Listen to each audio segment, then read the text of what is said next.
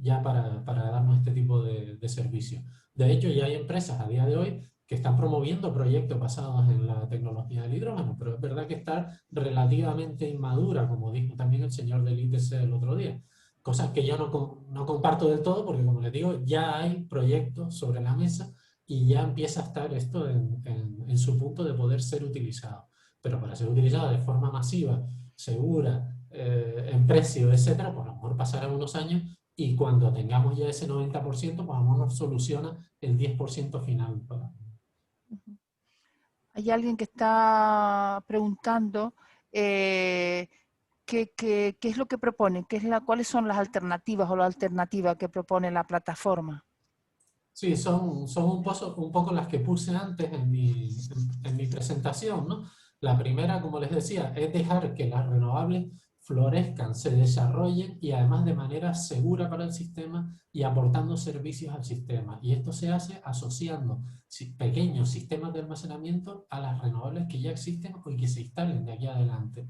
Esto es en un modelo distribuido, digamos. En vez de centralizado, poner una gran instalación de almacenamiento de energía en el macizo de Tauro, donde ni hace falta, ni nadie lo ha pedido, ni encaja, ni es eficiente, colocarlo allí donde sí hace falta. Que lo ideal, o sea, el sistema con el manual en la mano, la localización idónea para los sistemas de almacenamiento de energía es donde están los consumos o donde está la generación de energía o en ciertos nodos de la red que estén estresados porque haya problemas de sobrecarga en la red, que esto es una parte residual, pero sobre todo se coloca donde está la generación y donde está el consumo.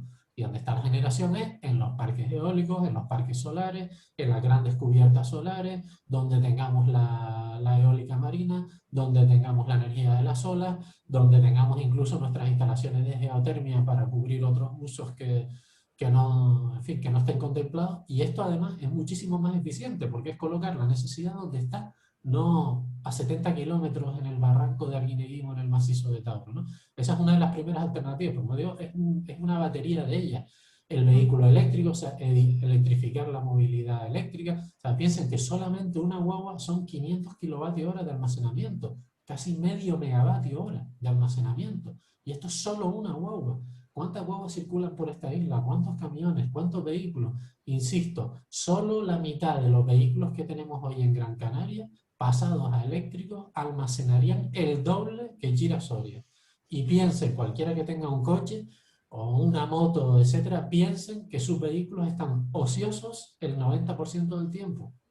Solo los usamos, a ver, la mayoría no usamos ni el 10% del tiempo nuestro vehículo personal, por desgracia. O sea, es un activo que está muy infrautilizado. Pues el resto del tiempo, si lo tenemos enchufado en el trabajo, lo tenemos enchufado en casa, lo tenemos enchufado en la calle, donde sea, nuestros vehículos pueden estar trabajando y dando servicios a la red, dando estabilidad, permitiendo introducir más renovables en nuestra isla y además generando una cierta compensación económica para los dueños de esos coches encima. O sea, esto se puede hacer ya, se está probando en muchos sitios y ya tenemos coches por la calle eléctricos que no solo cargan, sino que además descargan. Esto no es ningún invento que esté la universidad de no sé qué desarrollando tal. Es que hoy día se venden coches eléctricos en los concesionarios que ya suministran electricidad a la red de tu casa o de la, en fin, o a la red general si tuvieras montada la instalación para que eso se hiciera así.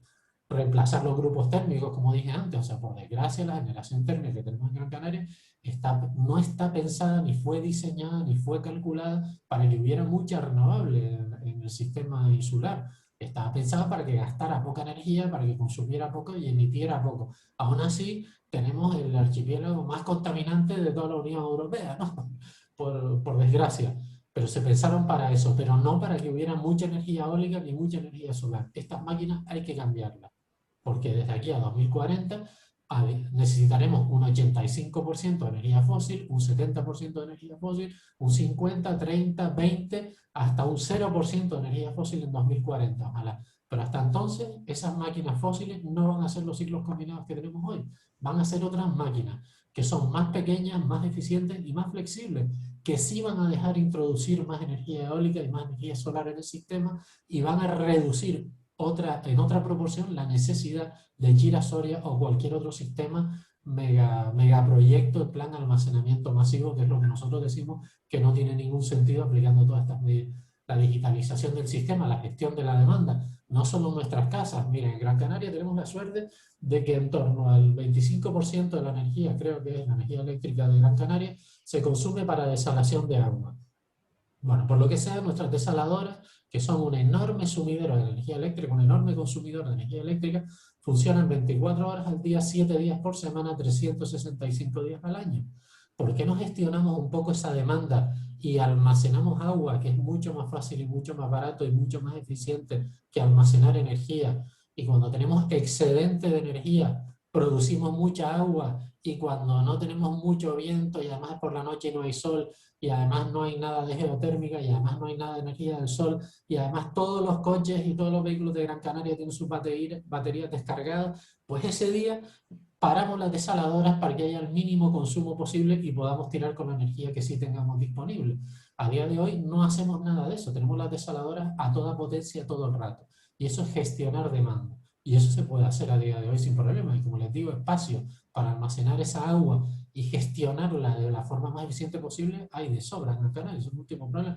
Y por último, insistir en lo del autoconsumo, que además desde el punto de vista político, digamos, y Ando Sataute, que es una formación política, es fundamental plantearnos el modelo energético en el que estamos a día de hoy. O sea, por desgracia, hemos venido funcionando en el sector energético en general y en el sector eléctrico en particular, de manera que, bueno, pues que la fuente primaria de energía se producía en el Golfo Pérsico, en el lago de Maracaibo, en fin, en donde estaban los yacimientos de petróleo. Entonces, las empresas de este sector se encargaban de hacer las prospecciones, la exploración, la perforación, la extracción, luego el refino de los productos petrolíficos y el gas, y también la extracción de gas, por supuesto, transportarlo, gestionarlo, llevarlo hasta nuestras hasta las centrales eléctricas térmicas y producir la electricidad. Esa era la cadena de valor de la energía durante la época de los derivados del petróleo. Esta época ya se está acabando, por suerte, y estamos entrando en una nueva época, en un nuevo modelo energético. No sé si lo han oído. Pues este nuevo modelo energético no puede ser el mismo modelo de antes, solo que con otra tecnología distinta. En vez de sacar el petróleo, transformarlo, transportarlo, distribuirlo y quemarlo, ahora lo que se está empezando a imponer es que vienen las mismas compañías u otras y lo que hacen es utilizar nuestros recursos eólicos, nuestros recursos solares, en definitiva, nuestros recursos energéticos naturales que tenemos locales aquí en Gran Canaria, en general archipiélago, cogen esos recursos que son de aquí, los transforman y nos lo venden a nosotros. ¿Me explico? Es como si alguien viene y te vende tu propio viento, tu propio sol, como si el agua de la lluvia que tú pudieras recoger en tu cubierta, etcétera, pues tuvieras que pagársela a alguien cuando es un recurso público, que es de todos, ¿no? Esto, el sol no hay que sacarlo del fondo de la tierra, no hay que traerlo del Golfo Pérsico, no hay que distribuirlo, no hay que quemarlo para generar electricidad. A día de hoy, las empresas del sector energético cada vez aportan menos valor, porque cogen nuestros propios recursos y nos los venden a nosotros mismos. Por eso la clave para que el valor añadido de nuestros propios recursos energéticos se queden aquí donde se generan, la clave es el autoconsumo. O sea que cualquier empresa, cualquier pyme, cualquier institución que consume energía, que produce servicios turísticos, que tiene que fabrica productos de cualquier tipo, pueda impulsarse con estas fuentes de energía locales que hay aquí. Esta es la clave para que nuestros recursos energéticos locales y renovables no estén exportando valor fuera de estas islas, sino que ese valor se quede aquí. Y es que sería ideal que la mayor parte o que todos los molinos, placas solares, etcétera, que se instalaron en Gran Canaria, en el archipiélago, fuera por parte de compañías de autoconsumo.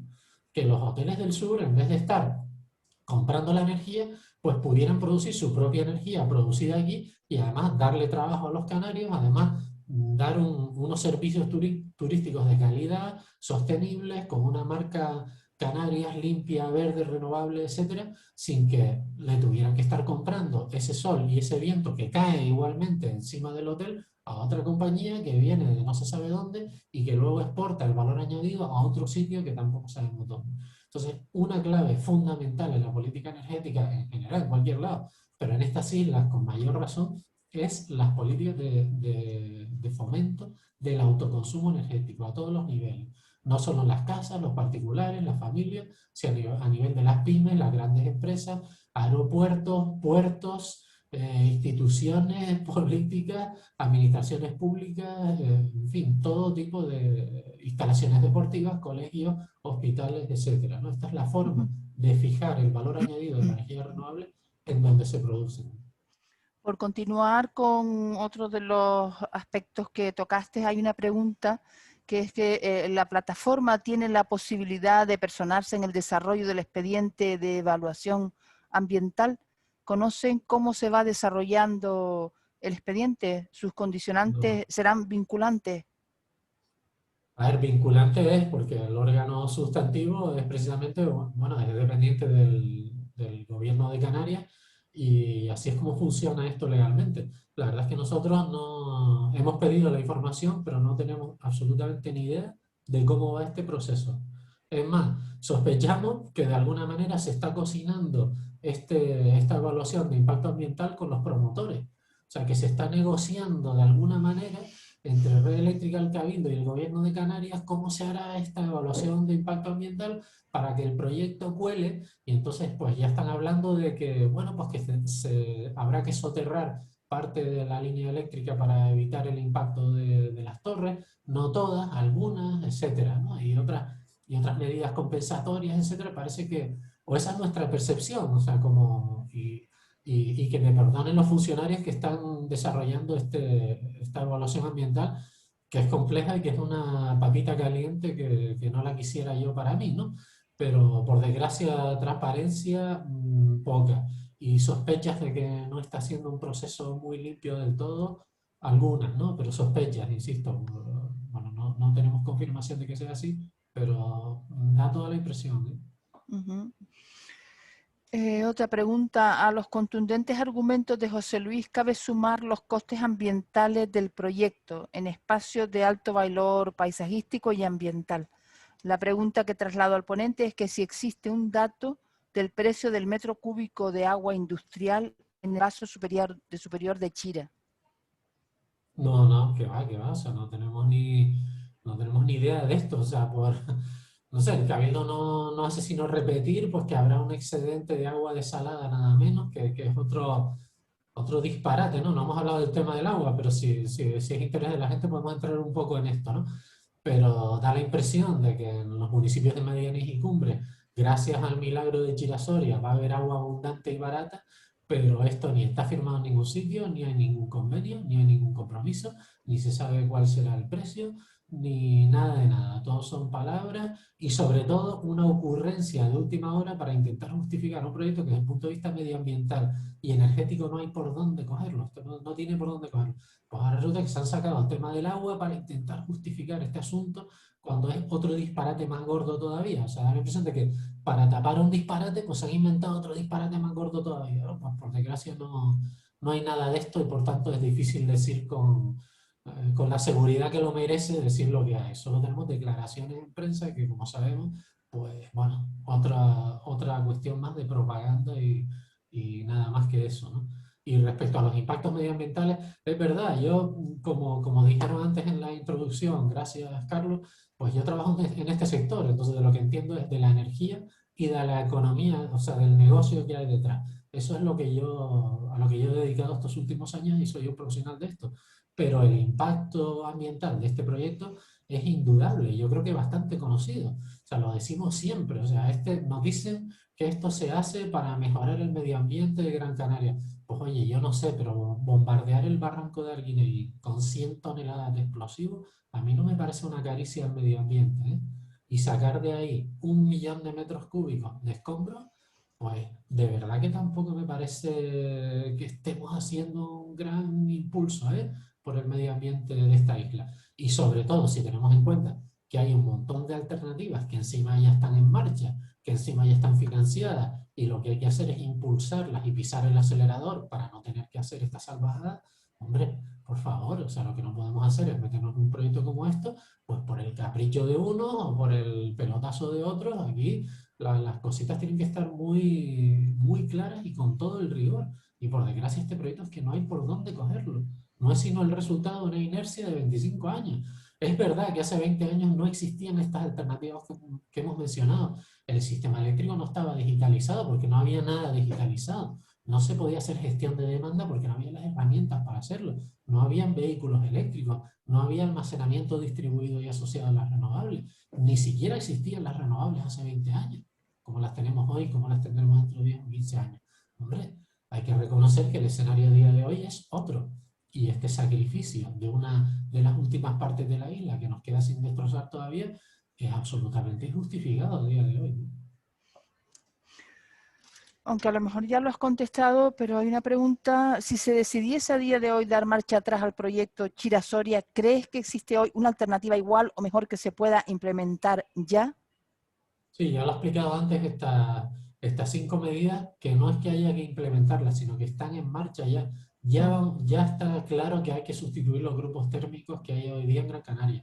Ya está claro que el vehículo de combustión va a ser reemplazado en breve o en muy breve por vehículos eléctricos. Ya se están empezando a hacer instalaciones renovables que no generan perturbaciones a la red y que aportan servicios de estabilidad a la red. Todo esto está en marcha ya, el autoconsumo también. Lo que hay que hacer es, en vez de gastarnos el dinero en esta salvajada, hacer un esfuerzo de verdad en estas otras medidas que, como le digo, ni me las invento yo, ni son una cosa que tiene que descubrir ninguna universidad por ahí, sino que ya están en la calle, ya están en nuestra vida a día de hoy. Lo que hay que hacer es impulsarlas a fondo.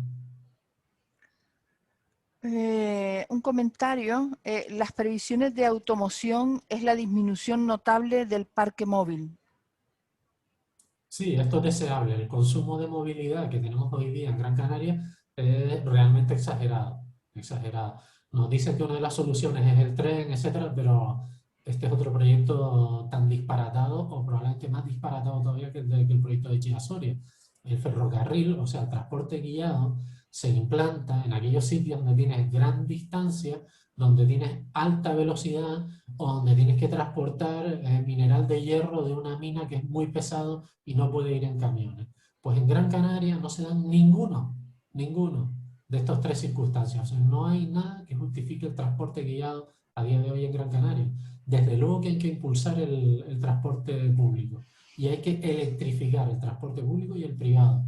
Y hay que minimizar en lo posible el transporte privado. Pero como les decía, solo la mitad de los vehículos que hay a día de hoy en Gran Canaria, no todos, porque no me parece ideal que esto sea sustituir todos los vehículos que tenemos a día de hoy en Gran Canaria de explosión, sustituirlo por, o de combustión interna, sustituirlo por vehículos eléctricos. Eso no me parece ideal, por mucho que sean eléctricos y por mucho que los impulsen en la energía del sol o del viento. Es muy bonito y será muy limpio. Pero Gran Canaria ya no se puede permitir a día de hoy tener todos esos coches, todos estos camiones, todas estas guaguas, toda esta demanda de movilidad circulando por las calles, porque el territorio es limitado. O sea, lo que no podemos hacer es seguir haciendo más autopistas, más líneas de tren, desdoblando esto, más circunvalaciones, más túneles que van a dar a la aldea. Dentro de poco, bueno, no sé, iremos en autopista Roque Nublo o algo así, ¿no? Pues esto hay que cortarlo en algún momento. Esto es ineficiente, por mucho que sea eléctrico, esta movilidad impulsada además con renovables, es ineficiente, innecesario. Y tenemos que acabar con esto. Pero como les digo, solo la mitad de los vehículos eléctricos que hay día de hoy en Gran Canaria pueden almacenar el doble de energía que Chira-Soria. Y sobre una cuestión de plazos, teniendo en cuenta los peligros que aún genera el almacenamiento de hidrógeno, la vida útil de las baterías y los picos que provoca la eólica, ¿qué plazos tendríamos para generar esa energía limpia si descartamos este proyecto? Sí, como les digo, los sistemas de almacenamiento distribuido ya se han empezado a implementar. Había un sistema en Gran Canaria que ahora está en El Hierro, hay otro en La Gomera, hay otro en La Palma, y a día de hoy en la Consejería de Industria ya hay proyectos de energías renovables asociados al almacenamiento distribuido en la isla de Gran Canaria, en la isla de Tenerife y en Fuerteventura. Y esto no son que yo me esté inventando cosas, no, son proyectos que ya están en fase de tramitación y proyectos que ya están operando en otras islas. O sea, proyectos reales. Esto ya está pasando a día de hoy. Entonces, los plazos de implementación, pues estamos hablando de meses o de pocos años. No porque haya que esperar a que la tecnología esté madura, sino porque hay que hacer los encargos a la industria e implementar los proyectos. Y son así de cortos, o sea, en cuestión de meses, entre que tú le pides a un fabricante un sistema de almacenamiento para asociar a tu parque eólico o a tu parque solar, en menos de un año lo puedes estar instalando. Esto no es un problema de plazos. En realidad, dado cómo funciona el sistema energético en general, son soluciones muy fáciles y muy rápidas de implementar. Sin embargo, el proyecto Girasoria, por ejemplo, nos dicen que hay mucha prisa por descarbonizar y que no hay que pensar en otras alternativas. Las alternativas ya están pensadas y ya están caminando y son inmediatas. Pero es que Girasoria, solamente para desalar el agua que necesita, según el Consejo Insular de Aguas, necesita 140 meses. 140 meses la desaladora trabajando solo para producir el agua que necesita el proyecto. No estoy hablando de la construcción del proyecto, ¿vale? Que se habla de 6 años, entre que Red Eléctrica nunca ha hecho nada como esto, que es un proyecto complicado y que ningún proyecto de estos cumple los plazos. ¿De qué estamos hablando? ¿De 7 años, 8 años de obra civil? Pero es que hace falta casi 12 años solamente para desalar el agua que necesita esto. O sea que si alguien quiere pintar, presentar o proponer Girasoria como una solución rápida, inmediata, urgente para la descarbonización, está muy equivocado, porque los datos están ahí y son así de llamativos y así de inaceptables, ¿no? Sin embargo, las otras soluciones no es que sean rápidas, es que ya están en marcha. Solamente hay que invertir en esto, solamente hay que adaptar la legislación, que es una cuestión de voluntad política, para que funcione. No hay que esperar a que las universidades desarrollen no sé qué, o a que construyan las fábricas de no sé cuánto, o a que salgan empresas que quieran fabricar bienes de equipo en este sector. Eso ya está. Eso ya está y está creciendo a la velocidad del rayo, ¿no? A día de hoy, este ámbito tecnológico está viviendo una auténtica burbuja y una explosión en sí mismo, ¿no? ¿Y cómo generar autoconsumo en grandes ciudades a nivel doméstico? En edificios de viviendas, por ejemplo, si no disponen de espacio físico para instalación de fotovoltaica que genere al menos una parte cuantitativa de consumo, del consumo. Claro, o sea, el autoconsumo solar se basa en las cubiertas solares. Y por supuesto, los edificios de viviendas, que es donde vivimos la mayoría, pues bueno, tenemos una cubierta comunitaria relativamente pequeña para la cantidad de consumidores que hay ahí. Pero esto ya es algo, ¿eh? De hecho, un catedrático de La Laguna el otro día decía que solamente ocupando los 200 kilómetros cuadrados de cubiertas que hay en Canarias, daba como para el doble de las necesidades de energía que hay en el archipiélago canario. O sea, hay un potencial ahí tremendo, aunque nos parezca, bueno, pues que la unidad de superficie de cubierta para un edificio no sea muy grande. Pero es que hay un montón de colegios, hay un montón de centros deportivos, hay naves industriales, hay hoteles, hay toda clase de cubiertas por ahí que son susceptibles de este tipo de instalaciones de autoconsumo. Por eso hablaba yo antes del autoconsumo a todos los niveles, no solo a nivel residencial, que hay que hacerlo, pero que a lo mejor tiene un impacto más pequeño, sino también a nivel de las instituciones, de las industrias, de las empresas, en fin, de todo el que tenga una cubierta que en vez del sol estar calentando el tejado y tener que poner el aire acondicionado, hombre, utilizar esta energía que está rebotando contra nuestro tejado para producir energía. A día de hoy la energía solar es la fuente de energía más barata que existe y de hecho es la que está reventando el mercado de la energía. O sea, cada día en mi sector salen estudios que hablan de que el precio de la energía se está devaluando cada día y esto es porque los paneles solares cada día son más baratos. Son tan baratos que yo no digo que la energía vaya a ser gratis en el futuro, pero que el precio tiende a cero y que es una curva que es declinante es más que obvio y en mi sector es algo bueno, sobre todo las empresas que tienen un negocio de generación de energía les preocupa, porque conforme bajan los precios, pues también bajan los beneficios asociados a este negocio, ¿no? Pero lo que quiero decir con esto es que las inversiones a día de hoy en energía solar son absolutamente rentables y no hay la menor duda de que cualquiera recupera la inversión en 3, 4, 5 años para algo que dura 20 años, ¿no? O 25 como algunos paneles. ¿Y cree que los habitantes del barranco de Arguineguín se van a sentir seguros con la puesta en marcha de la central si tanto Red Eléctrica como el Consejo Insular de Aguas oculta datos e información del proyecto y del estado de las presas? Todo debe ser compatible con la seguridad. Claro, claro, este es un tema realmente preocupante y que de hecho desde la plataforma nos preocupa especialmente porque aquí ya estamos hablando de la seguridad de las personas y sus propiedades, ¿no? Pero aquí hay dos problemas. Primero, durante la fase de construcción. O sea, aquel barranco se va a convertir en un infierno durante el proceso este de 6, 7, 8 años, lo que dure. La gente que vive ahí a día de hoy, que hay en torno a unos 2.500 vecinos aproximadamente, pues muchos están realmente preocupados, ¿no? Por el proceso de las obras y en fin, por la posibilidad de tener que mudarse, por el tráfico continuo de los camiones, el polvo en suspensión, las detonaciones continuas. Piensa que estamos hablando de una obra que va a estar que va a estar trabajando durante 24 horas al día, como dicen los propios promotores a lo largo de todos estos años. O sea, realmente aquello, de verdad, el promotor habla de que el barranco va a acabar industrializado durante estos 6, 7 u 8 años. O sea, imagínense vivir en este medio ambiente.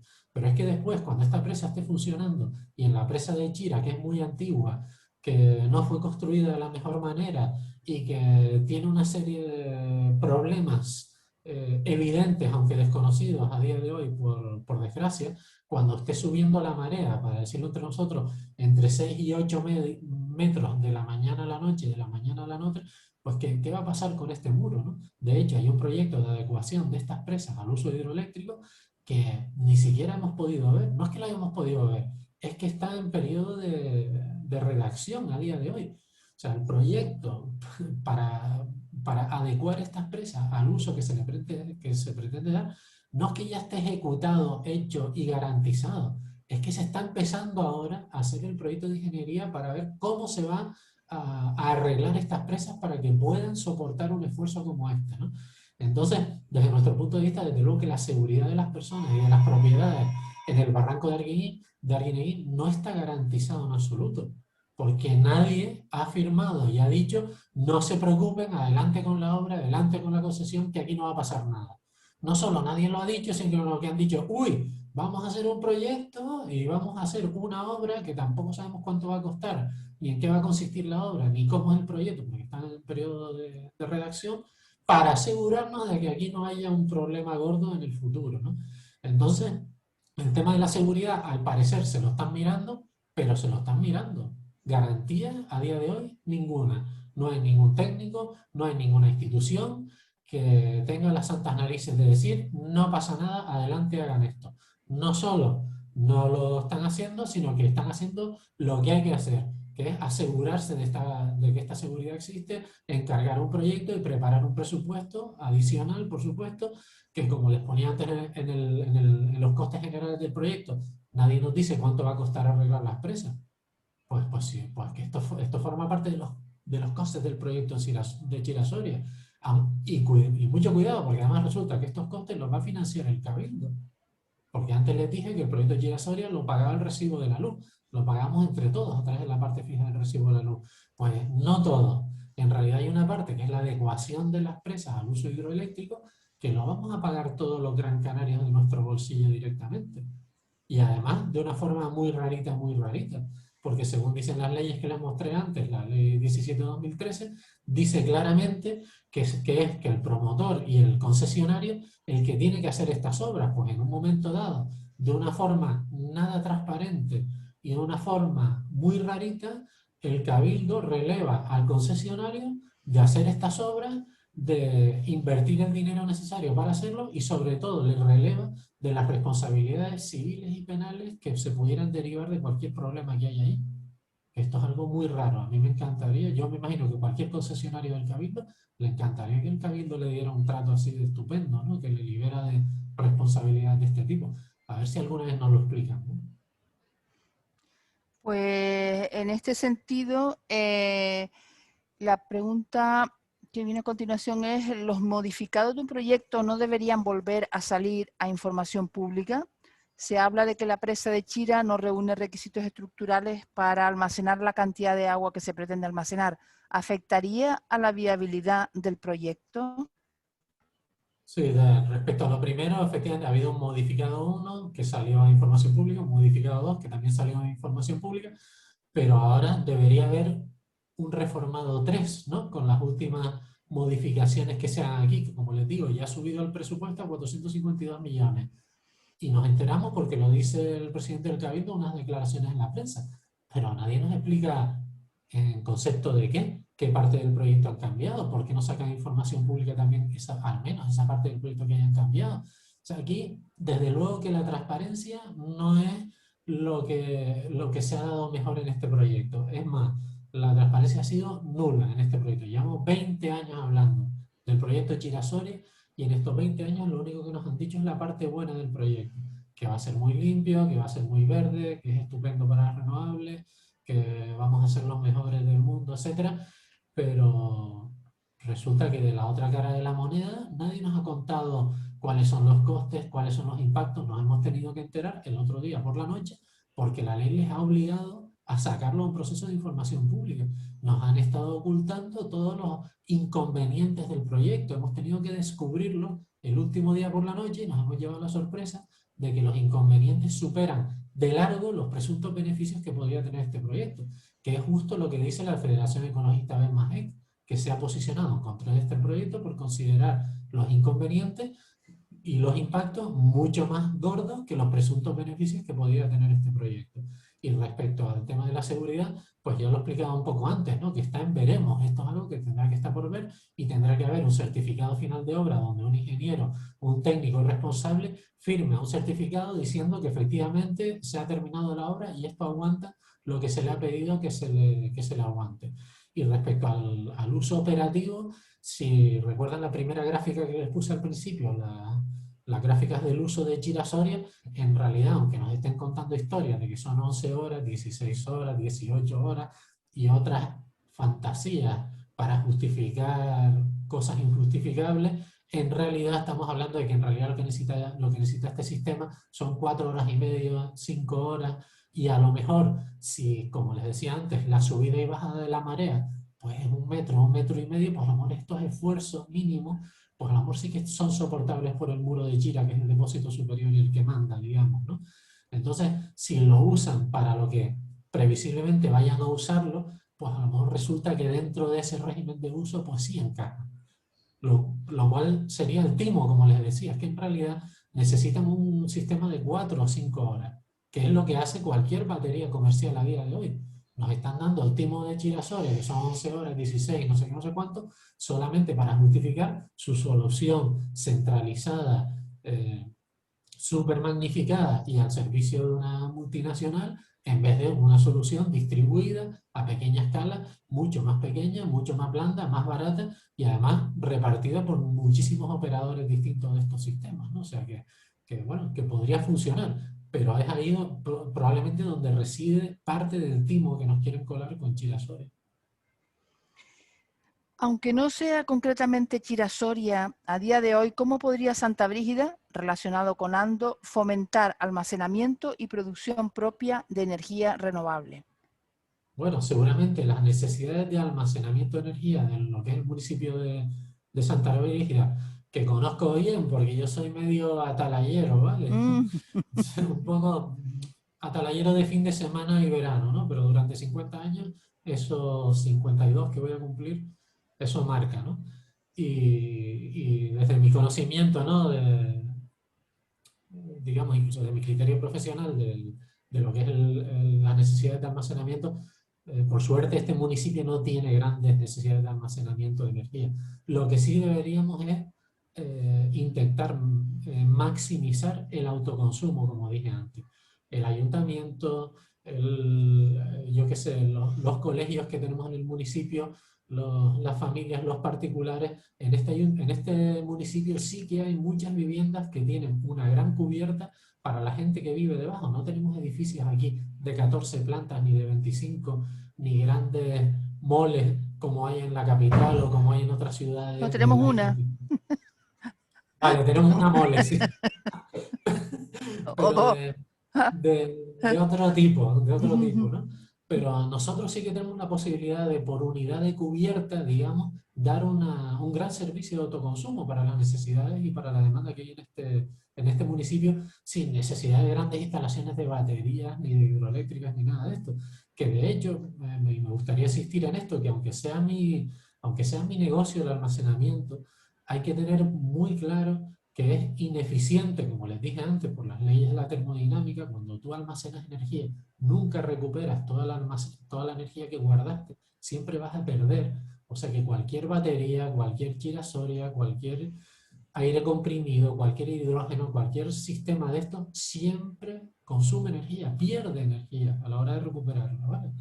Entonces, es ineficiente y además cuesta dinero, o sea, es una inversión adicional. Pues realmente lo que es el escenario que tenemos en Santa Brígida realmente no justifica esta inversión o esta necesidad para lo que tenemos aquí. Por suerte tenemos cubiertas grandes por la gente que vivimos debajo de estas cubiertas y nos da más que suficiente, no hay esta gran necesidad. En relación con las cubiertas, voy a saltarme una pregunta, voy a ir a otra que tiene que ver, ese dato de la Universidad de La Laguna que dices antes choca con el dado ayer, ¿no? Por la persona que hablaba, la persona del ITC, tras radiografiar el espacio disponible en todas y cada una de las cubiertas. ¿A quién creemos? Es cierto, es cierto. O sea, Ricardo Guerrero es el nombre del profesor de la Universidad de La Laguna que cité antes. Y a mí también me sorprendió lo que dijo el representante del ITC el otro día aquí mismo, pero como les decía, esto es un estudio que están haciendo ahora, cuando se supone que las obras empiezan el 30 de abril, pues resulta que el estudio lo están haciendo ahora, no lo han terminado y tampoco lo han publicado. Entonces, bueno, pues si viene un señor del ITC y dice que los datos son estos, pues como dice este participante, pues habrá que hacer un acto de fe. Pero la ciencia no funciona así. La publicidad, tal, sí funciona de esta manera.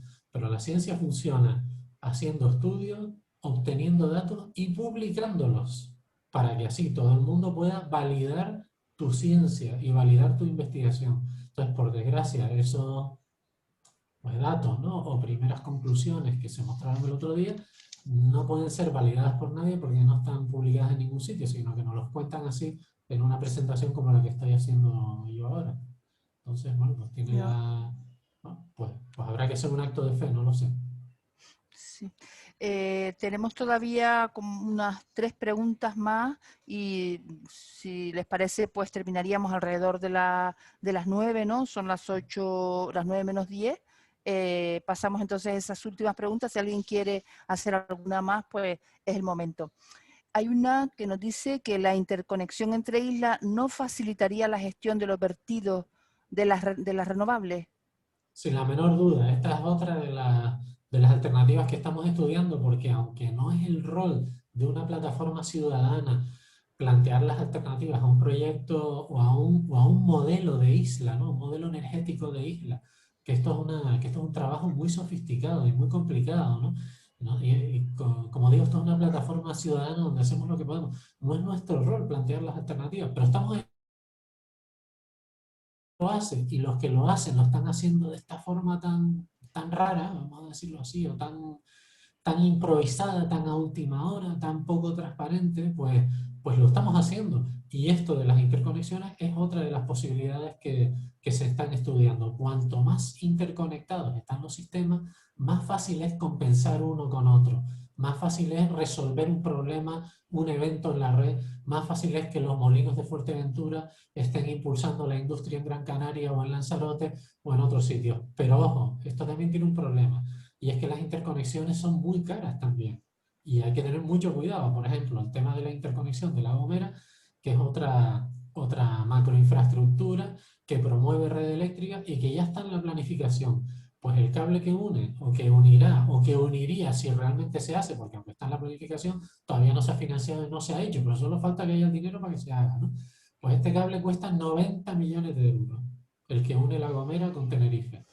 El día que si ese cable se hiciera, básicamente lo que pasaría es que la isla de La Gomera estaría funcionando con los ciclos combinados de Granadilla en Tenerife, lo cual sería tremendo, ¿no? Porque en vez de tener una isla de La Gomera más verde, pues más limpia y más sostenible, a lo mejor teníamos en fin, una continuación de lo mismo que estaría funcionando con los ciclos combinados de Tenerife. Es verdad que si el ciclo combinado de Tenerife en Granadilla tiene más trabajo, o sea, tiene más trabajo, no solo la isla de Tenerife, sino también La Gomera, a lo mejor funcionaría de una forma más eficiente y gastaría menos combustible y emitiría menos CO2. Pero yo creo que ya es hora de que nos olvidemos de hacer funcionar las islas con ciclos combinados, ¿no? ¿Cómo ayuda ese cable a que tanto La Gomera como Tenerife funcione con energía del sol, del viento, de los volcanes, de la tierra, del mar? Pues yo tengo mis dudas, porque mira, el presupuesto del Cabildo de La Gomera, que es la empresa o la institución más importante, la que más empleo da, la que más invierte en la isla de La Gomera, son 42 millones al año. Pues este cable cuesta 90 millones, más que 2 anualidades del Cabildo de La Gomera. O sea, si esos 90 millones, en vez de gastárnoslo en un cable, lo invertimos en otras cosas en la isla de La Gomera, cambiamos la historia de La Gomera para siempre. ¿Vale? Lo que quiero decir es que no solo cambiamos cómo consumen la energía, cómo la producen, cómo la usan, cómo la transportan, no, no, es que cambiamos la historia de La Gomera para siempre. Y en vez de cambiar la historia de La Gomera para siempre, van a ponerle un cable para que funcione con los ciclos combinados de Granadilla. Entonces sí, las interconexiones sí, lo dice el manual. Cuanto más interconectados están los sistemas, más energía renovable podemos introducir, más estables, más robustos y más eficientes son. Bueno, la eficiencia tiene otro problema porque el transporte tiene sus pérdidas, ¿no? Pero mucho cuidado con estas inversiones, con estas infraestructuras, y habrá que mirarlas con lupa el día que se planteen. Porque a día de hoy la interconexión entre Gran Canaria y Fuerteventura, aunque se está estudiando, pues todavía no hemos visto cuánto cuesta la broma, ¿no? Y si realmente tiene el coste de oportunidad que tiene en La Gomera, que es infumable, ¿no? Así que sí, las interconexiones son otra más de las soluciones que tenemos en cartera, pero como todo, hay que mirarlo con mucho cuidadito. Otra pregunta sobre el autoconsumo. ¿La legislación actual permite el autoconsumo de la vivienda? Aunque se pongan paneles solares, siempre estamos supeditados a Endesa, ¿no? Sí, como lo decía antes, cualquier persona que se pase al autoconsumo, pues bueno, va a conseguir reducir el precio que paga, o sea, su factura eléctrica de una forma significativa, pero significativa, estoy hablando de en torno al 50 al 60%. El otro 40%, si consigue bajar el término de consumo, etcétera, va a tener que seguir pagándolo. Esto es así, porque siempre hay unos costes fijos, que es lo que decía, que es la parte del recibo al que van los costes del sistema, entre otros, el coste de girasoria si llegaran a hacerlo en su momento. Así que autoconsumo sí, y se ahorra dinero y en unos pocos años digamos, has compensado la inversión en torno a los 4 años, como mucho, 5 años en Santa Brígida, donde a lo mejor tenemos un soleamiento distinto del que... Pero aún así, si no son 3 años, son 5 que recuperan la inversión cuando tu sistema sigue funcionando al menos otros 20 o 25 años, ¿no? Entonces, recuperarse se recupera, pero pagar cero a día de hoy es muy complicado. Para pagar cero tendrías que desconectarte totalmente de la red eléctrica y que tu casa, tu vivienda o tu pequeña empresa o tu explotación agraria o lo que sea funcionara como una isla eléctrica desconectada del resto. Pero este modelo a día de hoy es realmente absurdo porque sería muy caro, muy ineficiente y muy complicado. En realidad lo más eficiente es que podamos compartir nuestra energía con nuestros vecinos. En la medida en que la electricidad que yo estoy produciendo, pero que yo no consumo, la usa el de al lado, o el del pueblo vecino, o el de Las Palmas, o quien sea, ahí es donde ganamos eficiencia y donde ahorramos en coste de baterías o de girasoria o de hidrógeno o de baterías no recargables o lo que venga en el futuro, ¿no? O sea que sí, se ahorra dinero, pero no nos vamos a quedar a cero tal cual está la legislación a día de hoy. Al contrario, hace unos años la legislación era de tal manera que te castigaban si te pasabas al autoconsumo. A día de hoy no, a día de hoy te puedes quedar con el consumo cero y quedarte solamente con la parte fija del residuo. Vale, pues las dos últimas preguntas te las voy a hacer juntas, ¿no? ¿Cómo se valora la iniciativa del Cabildo de que todos los municipios dispongan de un plan de acción, un pacto de las alcaldías para el clima y la energía? Y la Bueno, otra es...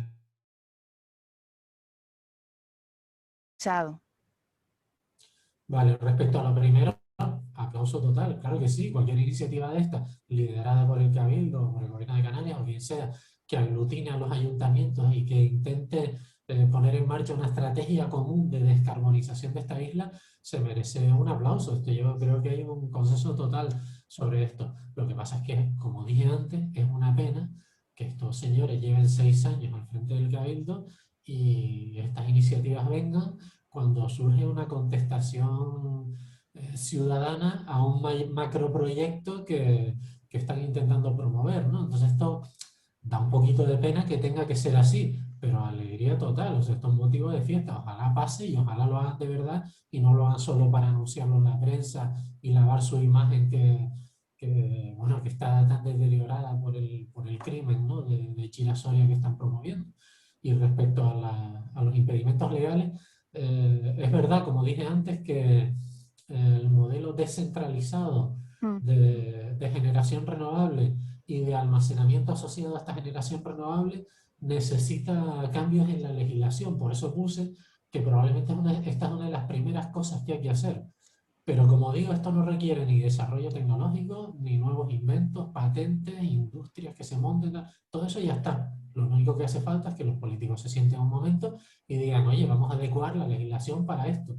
Hay un escollo muy importante que también lo mencioné antes, y es que cuando los políticos se ponen a legislar, ¿cuál es el organismo que les da las recomendaciones técnicas al legislador? O sea, cuando el gobierno de Canarias, que son los que tienen las competencias en materia de energía, o el ministerio, que son los otros que tienen las competencias en materia de energía, van a legislar, quien da las recomendaciones son Red Eléctrica.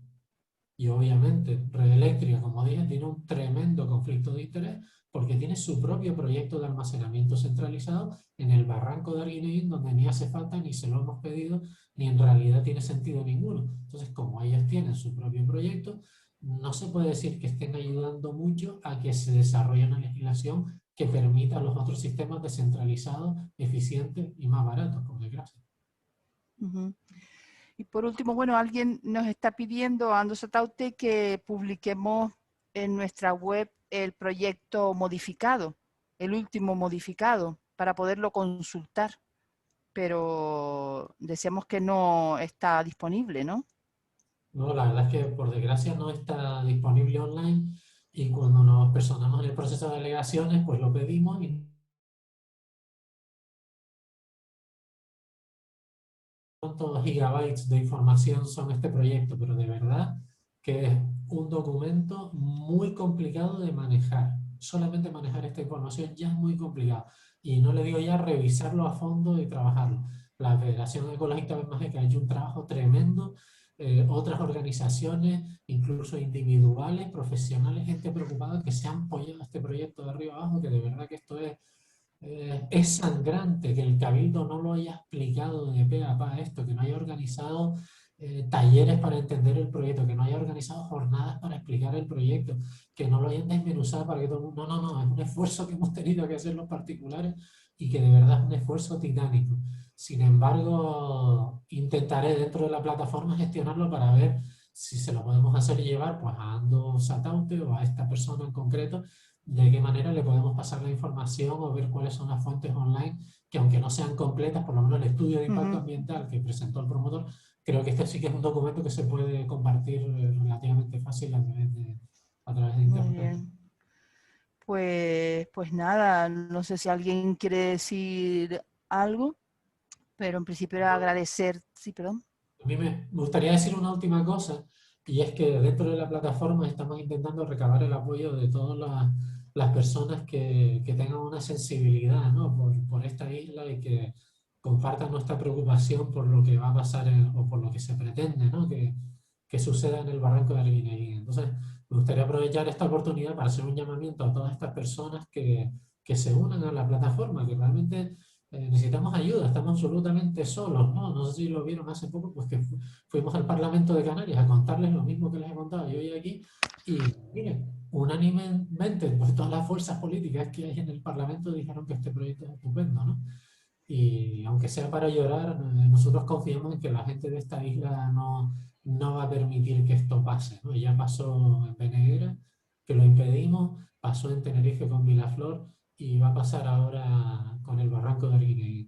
Y este llamamiento me gustaría hacerlo además extensivo, ¿no? En forma de invitación a su formación política, ¿no? A Ando Satauti, para que por favor consideren la posibilidad de unirse a esta plataforma y ayudarnos, ¿no? A defender esta isla, porque como les digo, la amenaza no es solo de aquel paraje natural, esto amenaza a la independencia energética de esta isla, ¿no? A cómo queremos usar y explotar nuestros propios recursos renovables y limpios en este archipiélago en los próximos 50 años.